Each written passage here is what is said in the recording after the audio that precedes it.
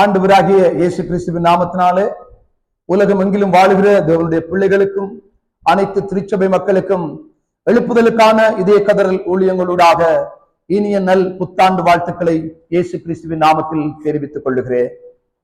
ஆண்டவர் இந்த வருஷத்திலே உன்னுடைய வாழ்க்கையில் வைத்திருக்கிறதை அவர் நிச்சயமாக நிறைவேற்ற போதுமானவராக இருக்கிறார். தேவ சமூகத்தை நோக்கி நான் காத்திருந்த பொழுது ஆண்டவர் ஒரு வார்த்தையை தெளிவும் திட்டவுமா எனக்கு காண்பித்து இதை மக்களுக்கு சொல்லும்படி ஆவியானவர் என்னை பாரப்படுத்தினார். ஆகவே நான் உங்களோடு கூட அந்த வார்த்தையை பகிர்ந்து கொள்ள விரும்புகிறேன். என்னோடு கூட பரிசுத்த வேதாகமத்தை தயவாக திருப்பிக் கொள்ளுங்கள். எபிரேயருக்கு எழுதின நிருபம் 13வது அதிகாரம் 6வது வாக்கியம். Hebrew chapter 13 verse 6. அதனாலே நாம் தைரியம் கொண்டு கர்த்தர் எனக்கு சகாயர், நான் பயப்படேன், மனுஷன் எனக்கு என்ன செய்வான் என்று சொல்லலாமே. கர்த்தர் எனக்கு சகாயர், Lord is my helper. அவர் என்னுடைய உதவியாளராக இருக்கிறார். இந்த ஆண்டு தேவன் உன்னுடைய வாழ்க்கையில் உதவி செய்வதற்கும் உன்னுடைய வாழ்க்கையை அனைத்து உபத்திரவங்களிலிருந்து விலக்கி உன்னதத்துக்கு கொண்டு போக ஆவலாய் காத்திருக்கிறார். ஆகவே தேவன் தந்த வார்த்தையை நீங்கள் உறுதியாக பற்றி கொண்டு அது நிறைவேறுவதற்கு காத்திருக்கும்படி அன்போடு கூட இந்த புத்தாண்டில் உங்கள் ஒவ்வொருவரையும் அழைக்கிறேன். ஆண்டவருடைய வார்த்தைகளை ஒரு மனிதன் நம்பி விசுவாசிக்கிற பொழுது அதை அவர் நிச்சயமாக நிறைவேற்றுவார். நீர் நம்ப பண்ணின உந்தன் வாக்குகளை நிறைவேற்றி முடிப்பவரே,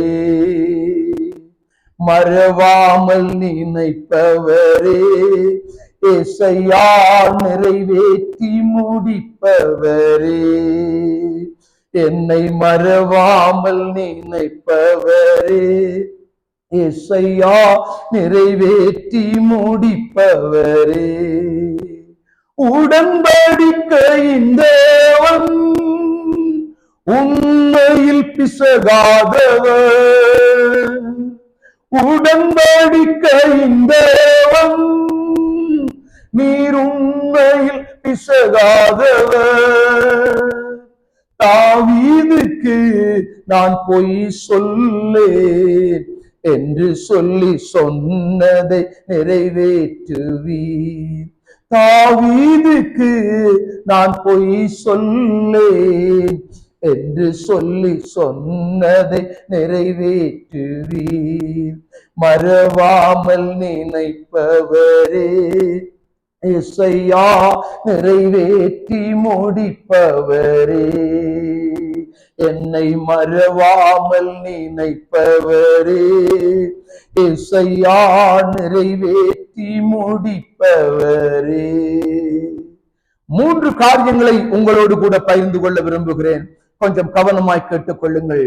ஆண்டவர் உதவி செய்த மனிதர்கள் தங்கள் வாழ்க்கையிலே எப்படியான சூழ்நிலை கூடாக போனார்கள் என்பதையும் அவர்களுக்கு தேவன் தன்னுடைய உதவி கரத்தை நீட்டினதை சத்திய வேதத்திலிருந்து உங்களுக்கு காண்பித்துக் கொள்ள விரும்புகிறேன். முதலாவது, தானியேல் என்கிற ஒரு மனிதனை நீங்கள் அறிந்திருக்க வாய்ப்பு உண்டு. அநேகர் அவனுடைய வாழ்க்கையில் சிங்க குகைக்குள் அவன் போவதற்கான காரணத்தை அறிந்திருக்கிறார்கள். ஏனென்றால் அது ராஜாவுடைய கட்டளை. ராஜாவை தவிர 30 நாட்களுக்குள் வேறு யாரையும் வணங்கக்கூடாது, எந்த காரியத்திலும் விண்ணப்பிக்க கூடாது என்பதாக. அந்த காரியத்தை தானியேல் அறிந்திருந்தும் அது சட்டபூர்வமாக ஆக்கப்பட்டு ராஜாவினாலே கையெழுத்திடப்பட்டிருந்த பொழுதிலும் கூட தான் வளமையாக வழக்கத்தின்படி முறைமையின்படி செய்து வந்த தன்னுடைய ஜெபத்தை அவன் நிறுத்திவிடவில்லை. அநேக ஜனங்கள் பார்க்கத்தக்கதாக அவன் பலகணிகளை திறந்து ஜன்னல்களை திறந்து தன்னுடைய தேவனுடனான உறவிலே அவன் எந்த விதமான பிசுறும் வரக்கூடாது என்று தேவனுக்கு முன்பதாக அவன் ஸ்தோத்திரங்களையும் விண்ணப்பங்களையும் மன்றாட்டுக்களையும் தெரிவித்ததை வேதம் காண்பிக்கிறது. இதன் நிமித்தம் தானியேல் சிங்கங்களின் கவிக்குள்ளே போடப்படுகிறான். சிங்க கவிகள் அல்ல, சிங்கங்களின் கவியில். அநேக சிங்கங்கள் அந்த கவிகளே இருந்திருக்கிறது. ஒரு சிங்கம் அல்ல, பல சிங்கங்கள் மத்தியில கூட அவனை தேவன் தன்னுடைய கிருபையினாலே காத்துக் கொண்டிருக்கிறார். அவன் காக்கப்பட்டதை அந்த ராஜா வந்து சொல்லுகிறான், நீ இடைவிடாமல் ஆராதிக்கிற உன் தேவன் உன்னை தப்புவிக்க வல்லவராய் இருந்தாரா என்று, உன்னை தப்புவிக்க வல்லவராய் இருப்பார் என்று. அருமையான கர்த்தருடைய பிள்ளைகளே, இந்த நாளிலும் கூட பலதரப்பட்ட சோதனை கூடாக இந்த ஆண்டு நீங்கள் செல்ல போகிறீர்கள். உங்களுக்கு ஒருவேளை தீர்க்க தரிசனங்களில் ஆசையா இருந்தால், அல்லது அப்படிப்பட்ட வார்த்தைகள் இதயத்துக்கு இன்பமா இருந்தால், தேவனுடைய வசனத்தின்படி தீர்க்க தரிசனமாய் சொல்லுகிறேன், பல விதமான உபத்திரவங்களுக்கு கூடாக, நெருக்கத்துக்கூடாக நீயும் உன்னுடைய குடும்பமும் கடந்து செல்ல போகிறது. ஆனால் கர்த்தர் உனக்கு உதவி செய்ய வல்லவராயிருக்கிறார். உனக்கு சகாயம் பண்ண அவர் போதுமானவராயிருக்கிறார். ஆகவே தானியேலுக்கு உதவின கர்த்தர் இன்றைக்கும் இருக்கிறார். அவருடைய நாமத்தை நாளே நீ அவரை ஸ்தோத்தரித்து அவரை துதித்து பாடுகிற பொழுது உனக்கு விடுதலை உண்டாகும். இரண்டாவதாக, தாவீது என்கிற ஒரு மனிதனை வேதாகமம் காண்பிக்கிறது.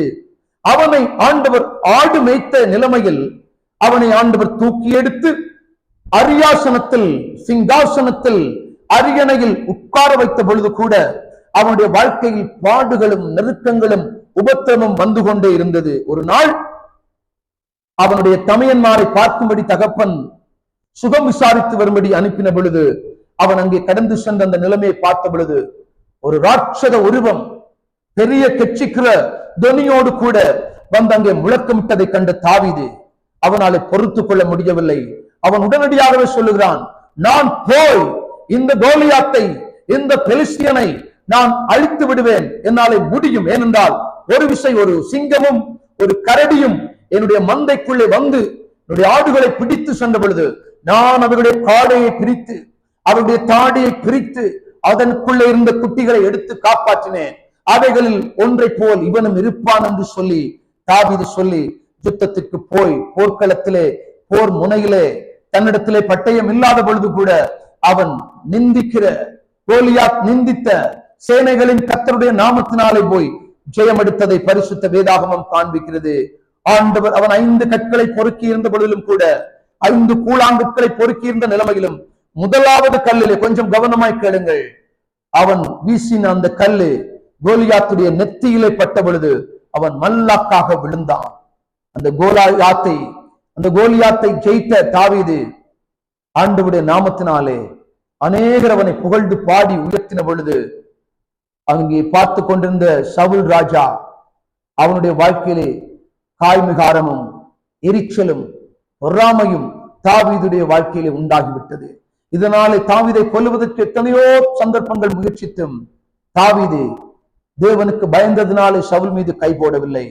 ஆனால் கர்த்தர் தாவீதுக்கு உதவி செய்து கொண்டே இருந்தார். மரண கண்ணிகளுக்கும் பொல்லாக்கான ஆபத்துகளுக்கும் கர்த்தர் அவனை விடுவித்தார். இந்த ஆண்டு கூட ஆண்டவர் அநேக விதமான இக்கட்டுகளுக்கு உங்களை விடுதலையாக்குவார். ஏனென்றால் கர்த்தர் எனக்கு சகாயராய் இருக்கிறார் என்ற வேத வார்த்தை நிறைவேற அதை நீங்கள் இறுக பற்றி பிடிப்பீர்களாக.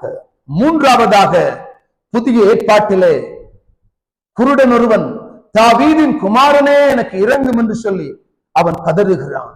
அவனுடைய சத்தத்தை கேட்டு ஆண்டவர் இயேசு அவருடைய பிரயாணத்தில் நின்றவராக அவனை அழைத்து வரும்படி சொல்லுகிறார். அவனை எல்லாரும் அழைத்து வந்து போதகரனை அழைக்கிறார் என்று சொன்ன பொழுது அவன் தன்னுடைய மேல் வஸ்திரத்தை தூக்கி வீசினவனாக ஓடி வந்திருக்கிறான். அந்த இடத்தில் ஆண்டவர் கேட்டார், நான் உனக்கு என்ன செய்ய வேண்டும், நான் உனக்கு என்ன செய்ய வேண்டும் என்று கேட்ட பொழுது அந்த குருடன் சொல்லுகிறான், பார்வையே இல்லாதவன், வாழ்க்கையிலே நோக்கமற்றவன், திசை தெரியாதவன், குறிக்கோள் இல்லாதவன், தரிசனம் இல்லாதவன், நான் பார்வையடைய வேண்டும் என்று ஆண்டவர் அவனை சுகப்படுத்தி அனுப்பினான். அவனுக்கு வல்லமையான ஒரு கிரியை வெளிப்படுத்தி அவனுக்கு தன்னுடைய சகாயத்தை வெளிப்படுத்தினார். ஆகவே அருமையான கர்த்தருடைய பிள்ளைகளே, இந்த ஆண்டு கூட ஆண்டவர் உங்களுக்கு உதவி செய்ய போதுமானவராயிருக்கிறார். இதை கேட்டுக்கொண்டு பார்த்து கொண்டிருக்கிற தேவ ஜனங்களும் ஆண்டவரிடத்திலே வர ஆவலாய் இருக்கிறவர்களும் உங்கள் இருதயத்திலே அந்த நாமத்தை உச்சரித்துக் கொள்ளுங்கள். இயேசு என்கிற நாமம் அறியாத எத்தனையோ கோடி மக்கள் நீங்கள் வாழ்கிற பிரதேசத்திலே, நீங்கள் வாழ்கிற கிராமத்திலே இருக்கிறார்கள். ஆகவே ஒரு விசை சகாயம் பண்ணுகிறவர், உதவி செய்கிறவர், எந்த மனிதனையும் விடுவிக்கிறவரை நீங்கள் அவர்களுக்கு அறிமுகப்படுத்திக் கொள்ளுங்கள். 2026 புத்தாண்டிலே தேவ கிருபை உங்களையும் உங்கள் குடும்பங்களையும் நீங்கள் ஆராதிக்கிற திருச்சபையிலும் தேவநாமம் உயரத்தக்கதாக நீங்கள் அவருடைய கருத்துக்குள் உங்களை ஒப்புக் கொடுத்துக் கொள்ளுங்கள். தேவன் தாமே ஒவ்வொருவரையும் நிறைவாக ஆசீர்வதிப்பாராக. தேவ சமாதானம் உங்கள் உள்ளங்களையும் உங்கள் இல்லங்களையும் நிறைவாக நிரப்புவதாக.